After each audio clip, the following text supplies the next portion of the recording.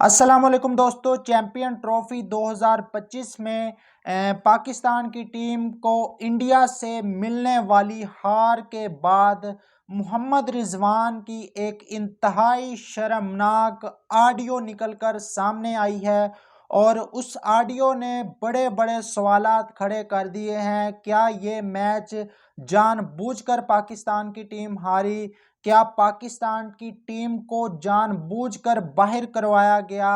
आकिब जावेद के साथ मोहम्मद रिजवान का क्या मसला था? ना सिर्फ मोहम्मद रिजवान का बल्कि सीनियर प्लेयर का क्या मसला था? और ऑडियो में ऐसा क्या कहा मोहम्मद रिजवान ने? मुकम्मल डिटेल में आपके सामने रखता हूं।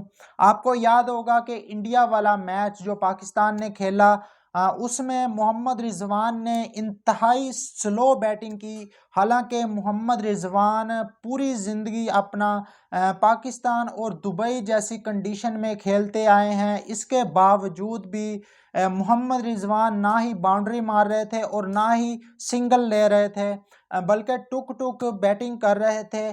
तो उसके बाद अब जो है वो एक शर्मनाक ऑडियो निकल कर सामने आई है। लेकिन उससे पहले मैं आपको एक और बात बताता चलूं कि जब आकिब जावेद पाकिस्तान के सिलेक्टर बने थे तो उस मौके पर आकिब ने आकर बाबर आजम को बाहर किया था टीम से। उसके बाद मोहम्मद शाहीन शाह अफरीदी को बाहर किया था और नसीम शाह, इन तीन प्लेयर को टेस्ट मैच से इंग्लैंड के खिलाफ बाहर कर दिया था आकिब जावेद ने आते सार ही।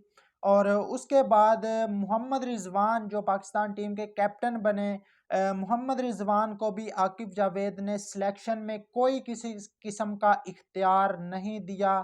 तो उसके बाद क्या हुआ कि पाकिस्तान का जो चैंपियन ट्रॉफी में स्क्वाड सिलेक्ट हुआ था, उस स्क्वाड के अंदर मोहम्मद रिजवान की मर्जी के प्लेयर्स को नहीं सिलेक्ट किया गया था, बल्कि आकिब जावेद ने कुछ नाम ऊपर से आए थे और कुछ नाम अपनी मर्जी से टीम में डाल लिए थे। इस तरह मिलाकर एक स्क्वाड तैयार किया गया था जिस पर मोहम्मद रिजवान भी खुश नहीं थे। तो वहीं से सारी गेम शुरू हुई। पहले पाकिस्तान न्यूजीलैंड वाला मैच हार गया और उसके बाद पाकिस्तान की टीम इंडिया वाला मैच हार गई।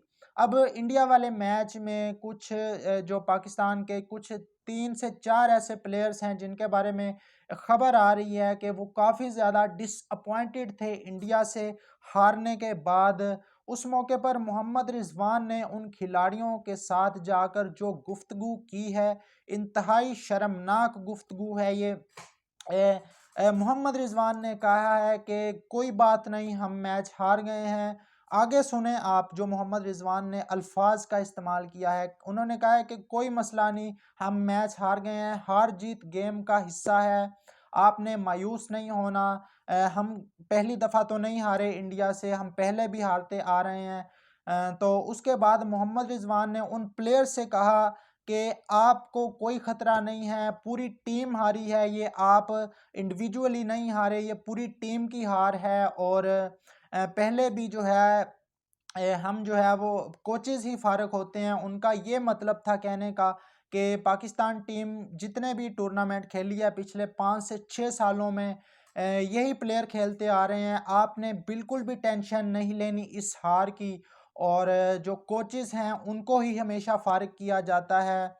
वैसे भी मोहम्मद रिजवान के कहने का ये मतलब था कि जी जो सिलेक्शन है वो उसमें मेरा कोई इख्तियार नहीं था, लिहाजा उन्होंने सारा मलबा एक तरह से आकिब जावेद पर डाल दिया कि आकिब जावेद ही इस सारे के ज़िम्मेदार हैं। और जो टुक टुक बैटिंग थी उसके बारे में उनका जो है उन्होंने कुछ नहीं कहा। उन्होंने सारा मलबा उठाकर आकिब जावेद पे डाल दिया। तो ये इंतहाई शर्मनाक बयान है मेरी नज़र में, जो मोहम्मद रिजवान का बयान जो ऑडियो निकल कर सामने आ रही है। और ये एक प्लेयर है टीम का जिसने ये तमाम बातें आकिब जावेद को बताई हैं। और उसके बाद अब पीसीबी इस पर क्या एक्शन लेता है, ये तमाम खबरें आज मीडिया पर भी चल रही हैं।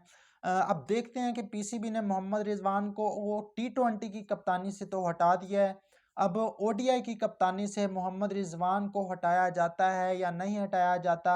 जिस तरह इन्होंने पाकिस्तान टीम के खिलाफ के साथ साजिश की, पाकिस्तान को चैंपियन ट्रॉफी से जानबूझकर बाहर करवाया, हालांकि साउथ अफ्रीका वाला जो मैच था उसमें 350 रन चेज कर लिए थे पाकिस्तान ने।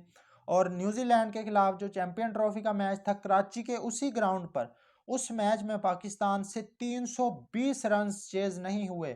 तो ओवरऑल अगर चीज़ों को देखा जाए, एक मैच में बाबर आजम और दूसरे मैच में मोहम्मद रिजवान ने इंतहाई सुस्त बैटिंग की, जो पाकिस्तान की हार की वजह बनी। अब देखते हैं कि पाकिस्तान की सिलेक्शन में आगे क्या होता है। मोहम्मद रिजवान ने जो इंतहाई शर्मनाक ऑडियो जो उनकी सामने आई है, इस पर क्या एक्शन लिया जाता है दोस्तों, इस पर आप लोगों की क्या राय है कमेंट बॉक्स में। मोहम्मद रिजवान के साथ क्या होना चाहिए, कमेंट बॉक्स में अपनी राय का इजहार ज़रूर कीजिएगा। वीडियो अच्छी लगी हो तो लाइक और चैनल को सब्सक्राइब कर दें, वीडियो शेयर करें। मिलते हैं नेक्स्ट वीडियो में। अल्लाह हाफिज़।